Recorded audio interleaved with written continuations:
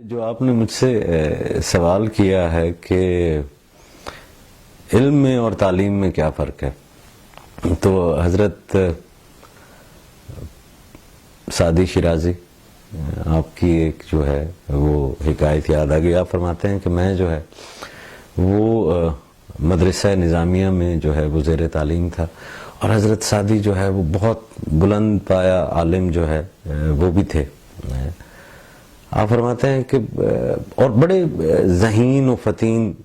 قسم کے جو ہے وہ طالب علم تھے، بڑی محنت اور ریاضت کرتے تھے کسی بھی ایک نقطے کے اوپر۔ تو حدیث کے اوپر جو ہے فن حدیث میں آپ کو مہارت تھی۔ تو درس میں جب آپ رہتے ہیں مدرسے میں یا کسی ایجوکیشنل انسٹیٹیوشن میں، اور آپ بہت ذہین ہوں جی، بہت زیادہ ایلوبریٹ کرتے ہوں چیزوں کو، تو لازمی سی بات ہے کہ کچھ تھوڑا بہت حسد جو ہے وہ ہم مکتبوں کے اندر جو ہے وہ آ جاتا ہے۔ تو آپ کہتے ہیں کہ میرے ساتھ مدرسے میں جو ہے وہ میرے ایک ہم مکتب تھے، اور جب بھی میں کسی حدیث کی تشریح جو ہے وہ کرنے بیٹھتا اور کوئی نقطہ جو ہے وہ بیان کرنے لگتا، تو حسد کے مارے مجھے یوں لگتا کہ جیسے میرا یہ جو دوست ہے یہ انگاروں کے اوپر لوٹ پوٹ رہا ہے، اس کے چہرے کا جو ہے وہ رنگ بدلنے لگتا۔ تو ایک دن وہ اپنے استاد کریم کے پاس گئے اور ان سے شکایت کی کہ حضرت میں جو ہے جب یہ حدیث کا، اور آپ مجھے کہتے ہیں کہ اس کو جو ہے وہ بتاؤ دوسرے دوستوں کو اور اپنے ہم مکتبوں کو، تو میں جب اپنے دوستوں کے حلقے میں بیٹھ کر اس کو بیان کرتا ہوں